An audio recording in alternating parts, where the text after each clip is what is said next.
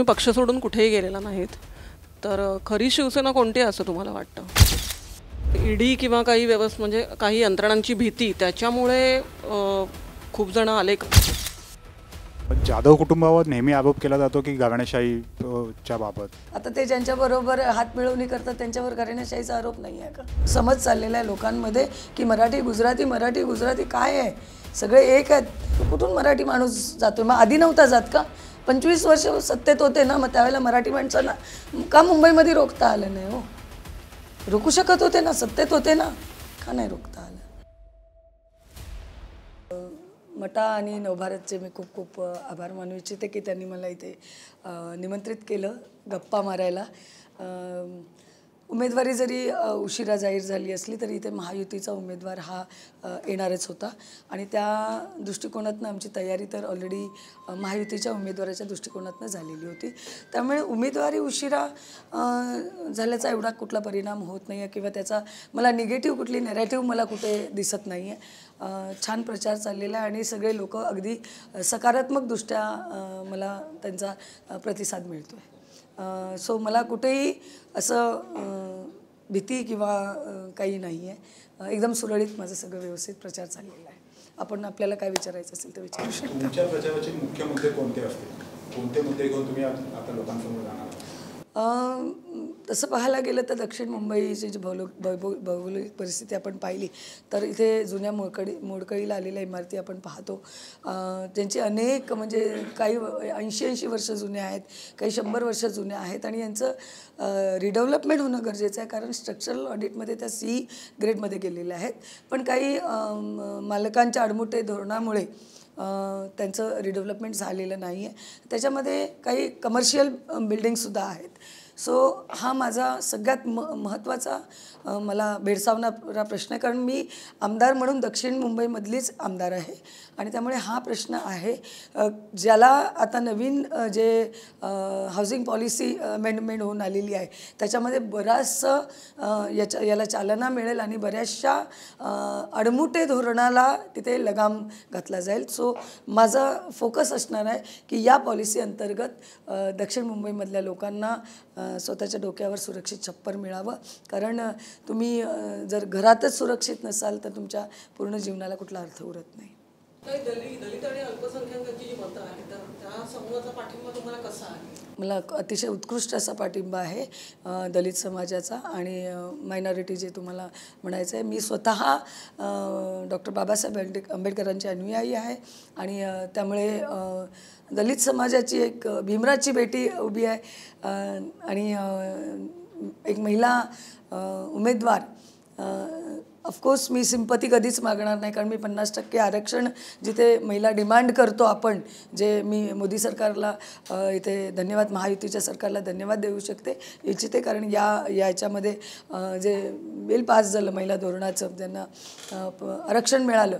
So मी जर त्या पद्धतीनं डिमांड करते, मला 50% आरक्षण हवं आहे महिला वर्गाला, मला म्हणजे मला नाही, तर मग पॅरलली मी विचार करायला पाहिजे आणि मग मी केवळ महिला म्हणून माझ्याकडे बघितलं जाऊ नये. एक सक्षम उमेदवार जिला अनुभव आहे नगरसेवक म्हणून काम करण्याचा, जिला अनुभव आहे आमदार म्हणून काम करण्याचा आणि मला वाटतं माझ्या कामाचा लेखाजोखा आपल्याला बाय पेपर मिळेल, by paper you can get it. So मला वेगळं काय सांगण्याची गरज नाही आहे असं मला वाटतं आणि मी कॉन्फिडंट आहे माझ्या कामाबद्दल. मॅडम, दक्षिण मुंबईची जागा ही भाजपला मिळणार अशी चर्चा आणि वारंवार त्याच्याविषयी खूप असं सांगण्यात येत होतं की भाजपच्या उमेदवाराला सीट मिळेल. असं काय झालं की शिवसेनेला ही सीट मिळेल? मला असं वाटतं की निवडणुकीच्या वेळेला असे वारे चालतात, अनेक सक्षम उमेदवार असतात आणि ज्यावेळेला युती असते त्यावेळेला युतीमधल्या प्रत्येक पक्षाच्या एका तरी व्यक्तीला वाटत असतं की मला उमेदवारी मिळावी आणि त्याच्यात कुठलाही गैर नसतं. मला असं वाटतं त्यांचं काम असतं, काम म्हणजे त्यांचं इच्छुक होणं काम नसतं, त्यांचं समाजामधलं काम असतं आणि त्या हिशोबाने त्यांना वाटत असतं की आम्हाला ही उमेदवारी मिळावी. पण शेवटी एंड ऑफ द डे कोणतरी एकच उमेदवार निवडला जातो आणि माझी निवड झाली. मला वाटतं हीच सत्य परिस्थिती आहे. पण त्याच्यामुळे भाजपचे जे आत्तापर्यंत स्ट्रॉंग होल्ड आहेत तिथून तुम्हाला त्यांचा पाठिंबा कमी मिळेल? अगदी पाठिंबा मिळतोय हा गैरसमज आहे लोकांचा. मला अगदी जे राहुल नार्वेकर साहेब आहेत, जे विधानसभेचे अध्यक्ष आहेत, मंत्री मंगल प्रभात लोढा आहेत, उत्कृष्ट पाठिंबा मिळतो. उत्कृष्ट म्हणजे अगदी रॅलीमध्ये ते स्टार्ट टू एंड माझ्याबरोबर असतात, त्यांचे कार्यकर्ते असतात आणि सगळेच घटक पक्ष जे महायुतीमध्ये आहेत त्यांच्या प्रत्येक कार्यकर्ते हे जोमाने उतरलेले आहेत. त्यामुळे मला पूर्ण पाठिंबा आहे. तुमची लढत आता तुमच्याच म्हणजे काही काळ मित्र राहिलेल्या शिवसेनेबरोबर आहे. आज शिवसेनेसंबंध ज्यावेळी तुमचे जे प्रतिस्पर्धी आहेत ते तुमच्यावर आरोप करतात गद्दार म्हणून किंवा खोके बाज म्हणून, या सगळ्या आरोपांकडे तुम्ही कशा पद्धतीने बघता? आणि ओव्हरऑल ज्यांना तुम्ही काही गेल्या निवडणुकीत तुम्ही त्यांच्यावर लढलात, तुम्ही त्यांना मदत केली, त्यांच्या प्रचारात सामील झाला होतात, आज तुमची लढत डायरेक्टली त्यांच्यावर आहे, तर हे सगळं आव्हान तुम्हाला कितपत वाटतंय? प्रत्येक दिवस माणसाच्या सकाळी उजळली की तो आव्हान असतो आणि ही आव्हानं येत असतात. आरोप झाल्यानंतर आरोप सिद्ध होत नाही तोपर्यंत कोणाला गुन्हेगार म्हणता येत नाही, तर मग न्यायालय बंद झाली असती.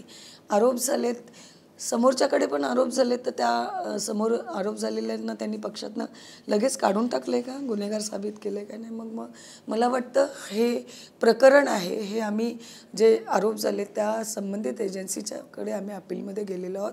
ॲफिडेव्हिटमध्ये आम्ही सगळ्या प्रतिज्ञापत्रामध्ये सगळं क्लिस्टर आम्ही पती पत्नींनी दिलेलं आहे. त्यामुळे हे एजन्सी जो निर्णय देईल तो आम्हाला दोघांनाही मान्य असणार आहे.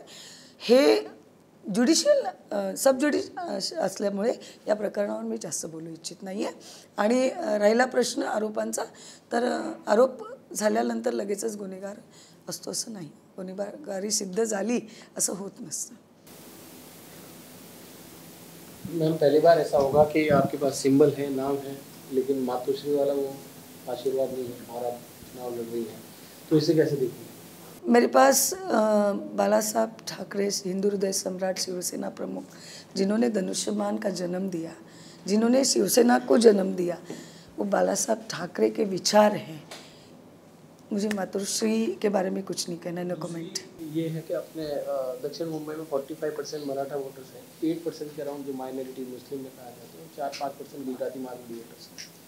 तो गुजराती मारवाड़ी वोटर्स जहाँ तक है आप टिल्ट कर लेंगे, लेकिन जो बयान प्रधानमंत्री मोदी ने दिया अबाउट मुस्लिम और जो उन्होंने शब्द कहे थे घुसपैठिए और मुस्लिम को कांग्रेस ऐसा कर दी, तो उसके बाद जो चीज़ें बदली हैं, समीकरण बदले, तो आपको कितना लगता है कि आप 8% इन वोट्स में से कितने अपनी तरफ टिल्ट करते हैं? मैं परसेंटेज तो नहीं कहना चाहूँगी, लेकिन इतना ज़रूर कहना चाहूँगी कि अगर आप थोड़ा सा पीछे जाएंगे, 2019 की बात अगर सोचेंगे, तो मेरे मतदार संघ में बड़ी तादाद में मुस्लिम कम्युनिटी है और मैं 20,000 से भी ज़्यादा लीड लेके मैं जीती हूँ. तो मुस्लिम लोग सोचते हैं ना, काम चाहते हैं, विकास चाहते हैं, तो मेरे ख्याल से ज़रूर उनकी पसंद मुझे मिलेगी और उनका वोट भी मुझे मिलेगा. मैं परसेंटेज यहाँ पे नहीं कहना चाहूँगी.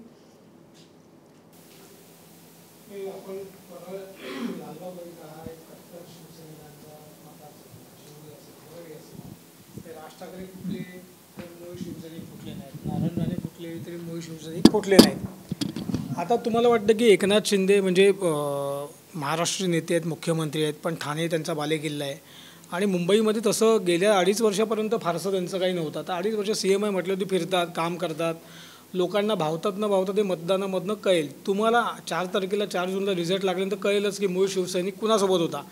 आज तुम्ही त्याच्याबद्दल काय भाष्य कराल?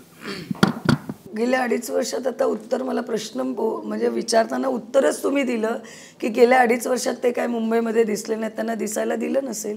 मंत्री होते, मी मगाशीच बोलताना सांगितलं की संबंधित खात्याच्या मंत्र्याला न सांगता त्याचा निधी वाटप होतो. हा अन्याय आहे त्या मंत्र्यावर. त्याच्या संबंधित खात्याच्या मंत्र्याला कुठलंही इंटिमेशन न देता त्या खात्याची बैठका घेतल्या जातात. हा अन्याय होता. याचाच अर्थ मुंबईमध्ये फिरकायला दिलं नसेल. ज्यावेळेला त्यांना वाव मिळाला आणि त्यांना संधी मिळाली आणि ते मंत्री बनले, मुख्यमंत्री बनले, तेव्हा ते प्रभावीरित्या काम करत आहेत. आणि ठाणे नाही, महाराष्ट्र त्यांचा बालेकिल्ला आहे. काल आमच्याकडे वायकर साहेब आले होते. त्यांनी ज्यावेळी आमच्याशी गप्पा मारल्या त्यावेळी त्यांनी सांगितलं की ज्यावेळी ते शिंदेंसोबत गेले त्यावेळी त्यांच्यावर एक प्रकारचा दबाव होता. तुमच्याबरोबर असा कोणता दबाव होता का? वायकर साहेबांच्या बाबतीत मला माहिती नाही, त्यांचं मत आहे ते त्यांनी जाहीर केलं असेल. माझ्यावर कुठल्याही पद्धतीचा दबाव नव्हता आणि अगदी मी आत्ता कुठल्याही पद्धतीचा मला उमेदवारी दिली आहे म्हणून मी म्हणत नाही. माझी आधीची काही भाषणं काढून पाहिली तर तुम्हाला कळेल की मला कुठल्याही पद्धतीचा पश्चाताप मला किंवा यशवंत जाधव साहेबांना आणि भायखळ्यातल्या माझ्या लोकांना हा कुठल्याही पद्धतीचा पश्चाताप नाही की आम्ही शिंदे साहेबांच्या उठावात सामील झालो. मूळ शैक्षणिक जो आहे तो कोणी जर का पक्ष सोडून गेला त्याच्यावर्षी त्याच्या मनात खूप राग असतो, तर त्याचा सामना तुम्ही आत्ता कसा करणार आणि ती मतं जी आहेत ती तुमच्याकडे कशी वळवणार? मी पक्ष सोडून कुठेही गेलेली नाही आहे. मी माझ्या पक्षातच आहे, शिवसेनेत आहे. आणि जर पक्ष सोडण्याच्या गोष्टी आपण म्हणाल्यात तर आपण जर समोरच्या पक्षाचा अभ्यास केलात तर त्यांच्या पक्षामध्ये ज्यांनी प्रवेश केलेले आहेत ते ज्या आधीच्या पक्षात होते त्या पक्षात त्यांनी मंत्रिपदं भूषवलेली आहेत. म्हणजे जे मिळायला पाहिजे ते सगळं त्यांना मिळालेलं असताना त्यांनी आपल्या पक्षाला सोडून ते या पक्षामध्ये सामील झालेले आहेत. त्यांना आपण काय म्हणणार, गद्दार म्हणणार, खुद्दार म्हणणार, काय म्हणू शकतो आपण? मला वाटत नाही मी कुठली गद्दारी केलेली आहे. हां, मी उठाव केलेला आहे, बंड केलेला आहे आणि ते मी मान्य करते. अन्यायाच्या विरोधात, नेतृत्वाच्या विरोधात.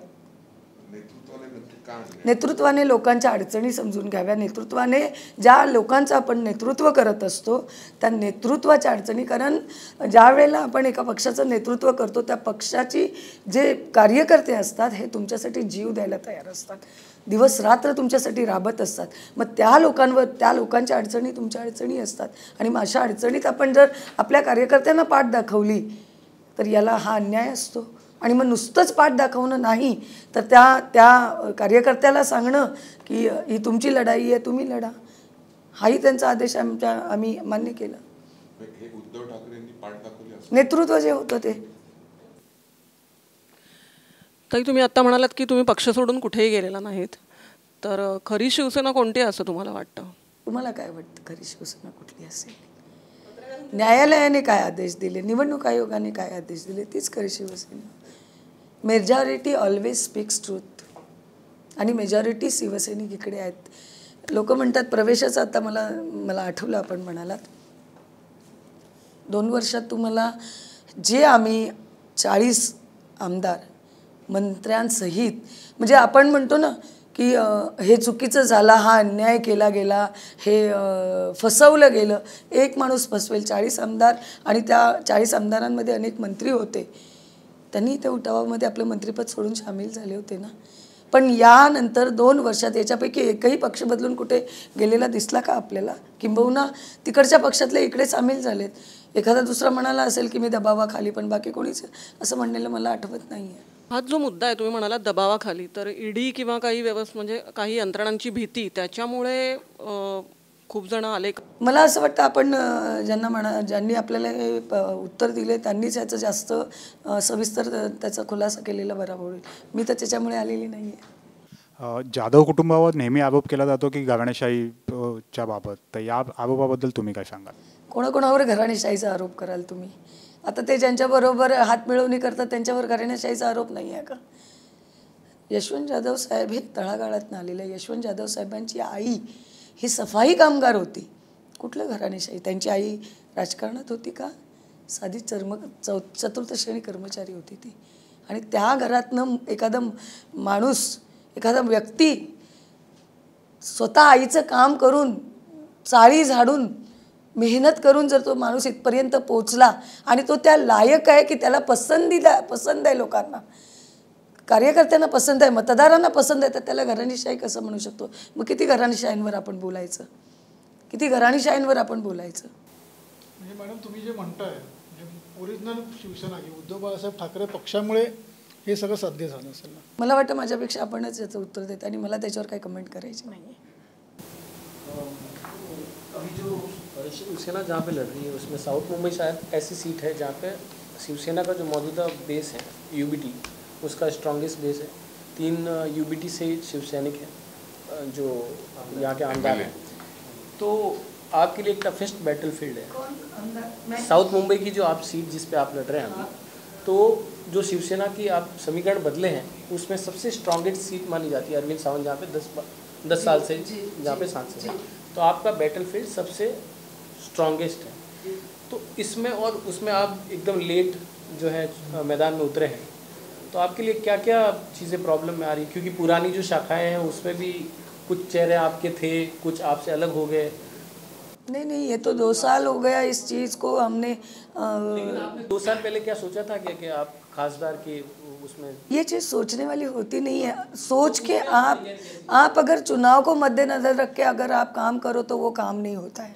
आपको काम हमेशा करना चाहिए। मैं ऑलरेडी एमएलए हूँ, मैं नगर सेवक नाते काम कर चुकी हूँ। यशवंत यादव साहब की तीसरी चौथी टर्म है, तो अगर ये चीज़ है तो हमको लोगों के साथ में जुड़ना ही है, काम करना ही है। ये नहीं कि आगे जाके हमको टिकट देना है इसलिए हमें काम करना है। और जिस की बात आप कर रहे हैं कि यहाँ पे जो पार्टी स्ट्रांग है, उन्होंने 51% फंड लैप्स करके केंद्र में वापस भेज दिया है लोगों का, जो 51% में कितना काम हो सकता था लोगों का। आता तुम्ही कुठले मुद्दे घेऊन जाणार आहात मतदारांना? म्हणजे आता भविष्यात तुम्ही जर का खासदार होणार असाल तर त्याला तुम्ही काय वचनं?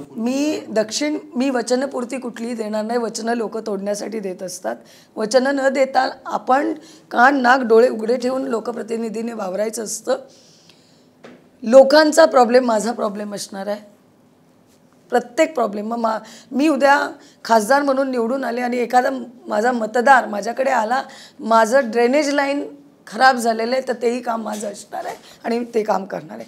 जो व्यक्ती माझ्याकडे काम घेऊन येणार आहे आणि त्याच्यानंतर एक योजनांचं ताट तर माझ्यासमोर आहेच, एक मस्त इम्प्लिमेंट करायचं आहे त्या योजनांचा. आणि माझा स्वभाव आहे की त्याचा अभ्यास करून लोकांसाठी उपयोग करायचा त्याचा. सो आय थिंक खूप छान काम करायला मजा येईल मला.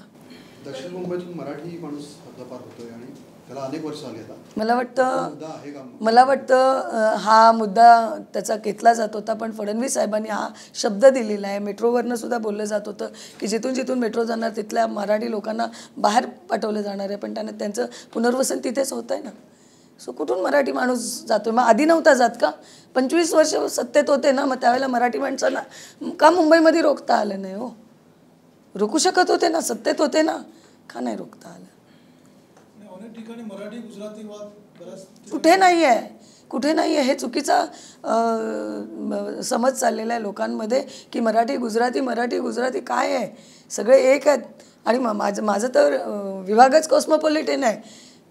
गुजराती पण माझे आहेत, हिंदू माझे आहेत, मुस्लिम माझे आहेत, जैन माझे आहेत, ख्रिश्चन माझे आहेत, एव्हरीवन. कारण प्रत्येक end of the day everybody is human being. ताई, शिवसेनेने नेहमी मराठी माणसासाठी ठाम भूमिका घेतलेली आहे, तर मराठी माणसांसाठी मुंबईकरांसाठी तुमची भूमिका काय असेल? नक्कीच ठाम भूमिका असेल, पण शिवसेनेने मराठी माणसांसाठी ठाम भूमिका घेत असताना वेळ प्रसंगी लोकांवर आलेला प्रसंग त्यांचे जातपात न बघता लोकांच्या उपयोगी आलेले आहेत. शिवसैनिक हे रस्त्यावर उतरून कोविडमध्ये, आणि हे इथे मी खास सांगू इच्छिते आपल्या सगळ्या माध्यमांना की कोविडमधल्या योद्ध्यांना आधीच्या सरकारने वाऱ्यावर सोडलं होतं. मग ते चतुर्थ श्रेणी कामगार असो, डॉक्टर असो, नर्सेस असो, ज्यांनी शासनाच्या आणि मुंबई महानगरपालिकेच्या हाकेला साथ देऊन कोविडमध्ये स्वतःला झोकून देऊन कामं केली, त्यांना वाऱ्यावर सोडलं. अनेक वेळेला मी मागणी केली की त्यांचा विचार व्हावा, त्यांचा कुठेतरी कॉन्ट्रॅक्ट बेसिसवर त्यांना सामावून घ्यावं.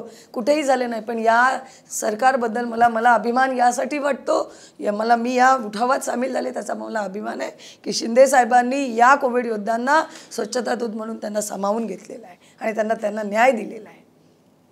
तुम्हाला उमेदवारी मिळवण्यासाठी काही धडपड करायला आली? नाही साहेब, मला तुम्हीच सांगताय की उमेदवारी अचानक डिक्लेअर झाली आणि तुम्हीच मला लिस्टसुद्धा दिलीत. So I was also too surprise as you were. पण मला खूप बरं वाटतं की एका महिलेचा सन्मान केला गेला. आणि 25 वर्षानंतर या साऊथ मुंबईमध्ये जयवंतीबेन मेहता, ज्यांना मी खूप त्यांचा आदर करते, त्यांना नतमस्तक होते तुमच्या सगळ्यांसमोर आणि त्यांच्यासारखं काम करण्याचा मी प्रयत्न नक्की करेन. ताई, दक्षिण मुंबईमध्ये BPTच्या ज्या जमिनी आहेत त्याचा मोठा प्रश्न आहे. मग त्याचा विकास करायचा साहेब, तुम्ही माझी भाषणं जर बघितलीत, मला धोरण धोरण त्याच्यासाठी पॉलिसी बनते आहे, केंद्र सरकारची पॉलिसी बनते आणि मला तुम्ही केंद्रात पाठवणारच आहात, तर त्या पॉलिसीमध्ये त्या पॉलिसीला मी अगदी घट्ट धरून चालणार आहे की ती पॉलिसी झालीच पाहिजे. कारण हा विभाग पूर्ण BPTच्या अखत्यारीत येतो. त्याला तिथे राहणाऱ्या लोकांकडे आम्ही मतदान मागायला जातो, पण त्यांच्या बेसिक नीड्स त्यांना आम्ही देऊ शकत नाही. रोड म्हणा, ड्रेनेज लाईन म्हणा, स्वच्छतागृह म्हणा, हे देऊ शकत नाही आहोत. तिथे BPTची NOC घेताना आमची नाकीनवी येतात, पण ती पॉलिसी होते. तिथे असणाऱ्या says properties, non says properties यांना सुद्धा न्याय देण्याची पॉलिसी बनते आणि ती लवकर मी त्याचा पाठपुरावा करणारच. एक महिला उमेदवार म्हणून जेव्हा विरोधकांकडून वेगवेगळ्या पद्धतीचे आरोप होतात, तेव्हा तुम्हाला कसं वाटतं? म्हणजे तुम्ही कशा पद्धतीने डील करता? या सगळ्या भ्रष्टाचाराचे आरोप होतात, वैयक्तिक आरोप होतात, कुटुंबावर आरोप केले जातात, पक्ष सोडला म्हणूनही टीका होते. तर एक महिला म्हणून तुम्ही कसं बघता या सगळ्याकडे? त्याचा स्ट्रेस येतो का तुम्हाला? मला अजिबात स्ट्रेस येत नाही आहे. मला स्ट्रेस आला असता तर मी प्रचार करू शकले नसते आणि मी त्यांच्याकडे आरोपासारखंच बघते. बस, दॅट्स इट. मला कोणाला बांधील नाही आहे. कोणी आरोप केला तर त्यांना क्लॅरिफिकेशन देण्याला मी बांधील नाही आहे. जो काय एजन्सींचा माझ्यावर उद्या माझ्याबद्दल आदेश असतील ते मला मान्य असणार आहेत. त्यामुळे मी त्यांचं टेन्शन घेऊन कशाला चालू. आणि महिला म्हणून जर तुम्ही म्हणत असाल तर तुम्ही महिला पत्रकार म्हणून काम करता, त्यामुळे तुम्हालाही अनेक आरोपांना सामोरे जायला लागत असेल. आणि सगळ्यात जर खंबीरपणे जर कुठल्याही क्षेत्रात काम करू शकते तर महिला खूप छान काम करते हे मला वाटतं. आय एम सॉरी तुमच्याबद्दल, पण तेवढाच आदर आहे माझा, कारण तुमचे सगळेच पुरुषांचे प्रश्न घेऊन मी भांडत असते, शक्ती फौजदारी कायद्यात सुद्धा. एक नागपाड़ा में एक मुशायरा था कुछ टाइम पहले, 6-7 महीने पहले, तो उसमें आप आई थी और एक आपने गज़ल भी पढ़ी थी उसमें. तो अगर जीते लोकसभा में गए तो ऐसा कुछ वहाँ पे आपकी तरफ से कुछ होगा? ज़रूर. एक नारी को वहाँ पे इतना सम्मानित किया जाएगा तो जो मैंने तमाम विश्व की महिलाओं के लिए जो मेरी अपनी उर्दू कविता जो आपने सुनी वो मैं वहाँ ज़रूर सब नारियों को पेश करूँगी. आता नहीं, लेकिन हाँ एक कड़वं मी बोलू शकते कि तू बेटी, तू माँ, तू पत्नी, तू बहन, तू धरती की धरोहर, तू ही विशाल गगन.